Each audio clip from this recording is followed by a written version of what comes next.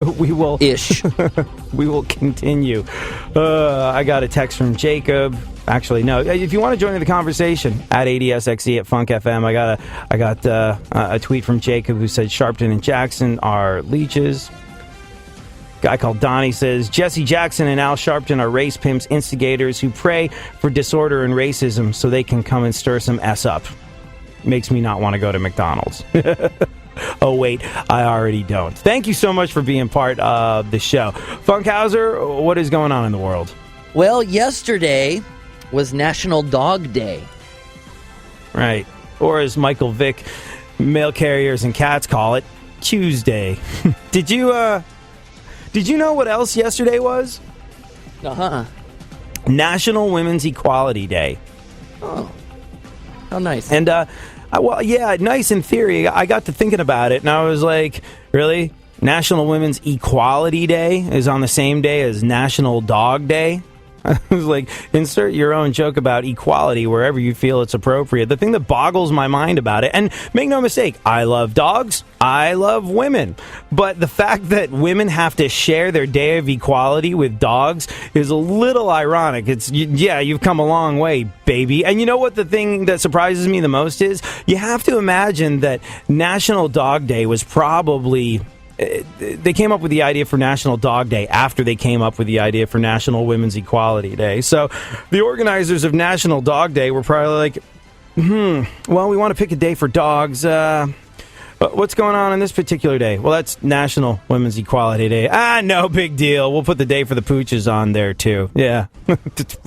Really? Seriously? That's what happened? Like I said, you have come a long way, baby.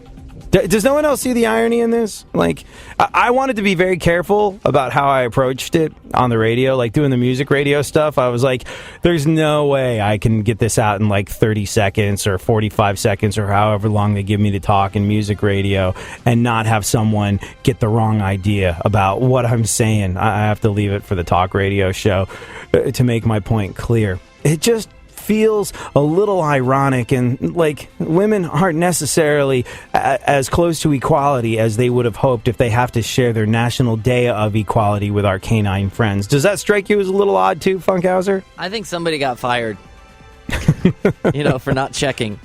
Yeah, probably. Like, oh, we're committed to it. We bought all the milk bones. We're all set to go. Like, do you think the chicks are going to be mad? Yeah, probably just a little. Well, what if we don't mention it? Oh no, that guy on the radio mentioned it. Damn it! Now we might have to move the whole thing. Join the conversation at ADSXE at Funk FM.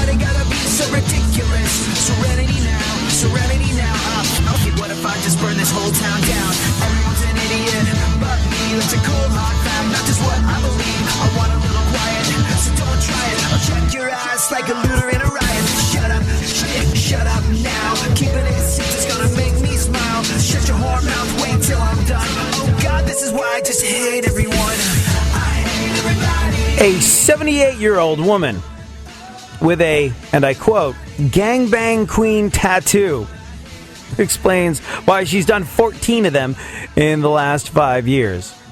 Hold on to your McMuffin. It's not pretty, but it's very interesting. And we'll get to it shortly after we discuss the events of today in My Witness News. Funkhouser, hit that news bed and continue informing and entertaining us. Well, the final episode of Chelsea Lately aired last night. Yep. She was joined by Sandra Bullock and Jennifer Aniston and 50 Cent and a whole lot of viewer indifference, I think. Let me ask you this about Chelsea lately. Were you a fan of the show when it first came out? It never really crossed my DVR. I like her as a comedian, but I just never watched it. Loved it when it first came out. Thought it was friggin' fantastic. And then somewhere along the way, just kind of stopped watching, lost interest. Not because it was bad, but it's just, I don't know what it was. Maybe it was a format. It was so predictable, but it did well, I guess. But Jerry Seinfeld once said that he's always had an incredible sense of timing in his career, from knowing when to hit the punchline on a joke, knowing when his set was over, knowing when to end his TV show, knowing how many stand-up shows he should do per year so he doesn't wear out his welcome. And I think that show went just a scotch too far, wore out its welcome. Like, if she bailed at the height of everyone's interest and her success, then whatever this new thing is she's doing on Netflix, everyone would be all hot to trot to watch it. And now everyone's like, Netflix? I don't really know if I want to see her face in HD. No, thank you. Yeah. Anyways, what else? Well, in her series finale, Chelsea Handler did another scene where she's naked in the shower.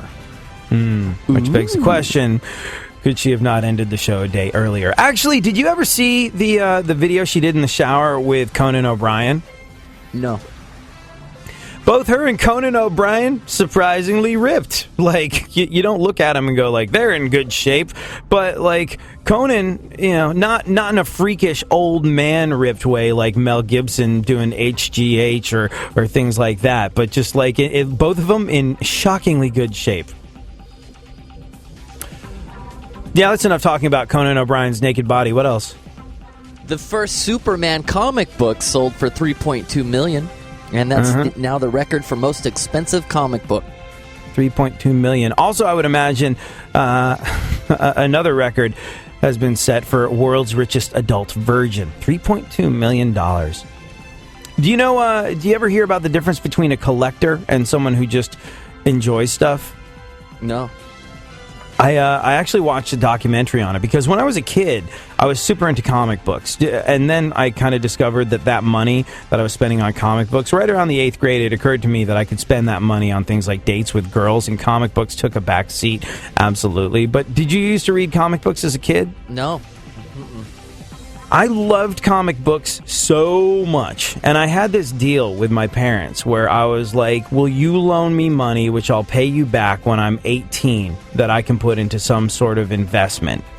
Like, kind of fiscally prudent, sort of like 10-year-old at the time. I think I'd seen a commercial for stocks and bonds and stuff, and I think my parents were kind of entertained by the idea and offered to stump up sort of an advance on my allowance. And I was like, I'll pay you back. I will have made interest on this in some way, shape, or form because, in 8 years, this investment will bear fruit and I'll be able to pay you back your initial investment in me and maybe some interest, too. And my parents, I think, were kind of impressed with this proposition until they were like, okay, so what form of investment will this be? I was like, I want to invest it in comic books, because really all I wanted to do was read comics. And found out the difference between a collector and someone who just enjoys that stuff. A collector gets this weird high off of owning and purchasing whatever the hell it is, whether it's Beanie Babies or I don't know, Snoopy stuff or Star Wars stuff. Star Wars stuff is a big thing. You see these Star Wars collectors with like 8 of these lightsabers, that have never come out of the box. They've never enjoyed them. They've never played with them. It just sits there, and they're stoked to have it. They get this little sort of like hit, kind of a really dorky version of runner's high off of buying and owning stuff like that, to the tune of $3.2 million this guy invested so he could feel that, oh God, I own the first Superman comic book. You think he'll read it or just like put it up on the wall? Absolutely not. Like, unless he's some sort of like eccentric millionaire that likes to burn 50s to keep warm at night or something like that. No, like you don't read that. You leave it in a cellophane bag I guess with it just a keeps going up cardboard. in value. Yeah, just, you put that thing in a safe, and occasionally when dinner guests come over, you go, look at it. Don't touch it. Look at it. I have that. It's worth $3.2 million. And I guess, logically speaking, it could be a decent investment. Like, that could increase over time.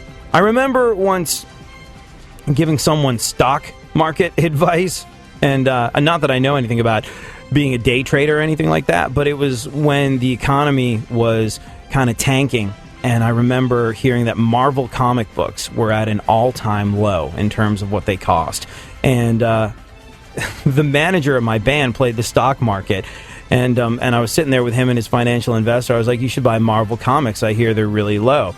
And he was just like, that's stupid. Marvel's going out of business. And I was like, oh, really? Are they? There will always be a Spider-Man. You think Spider-Man's going to go away? He's not. And cut to...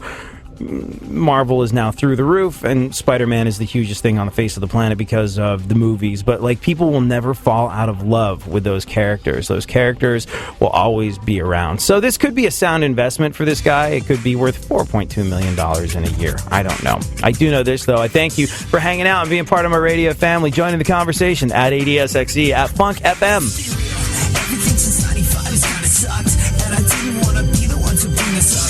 But really, what the hell is really going on? Ice Cube was making Disney flicks. He used to hang with Farrakhan, Black Flag and Bad Brains, and tagging up the subway trains, remembering to be scared of AIDS. Man, those were the good old days. Now all these bands it seems got dreams of getting paid, but they don't know how to rock a show, just dream of interweb fame.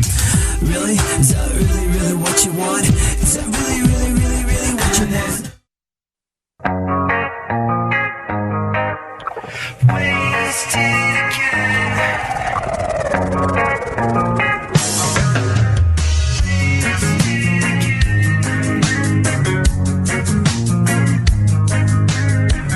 If you're just joining us, we were talking about this guy that dropped $3.2 million on the first Superman comic book. And we are like, what do you do with that? Do you read it? And you're like, no!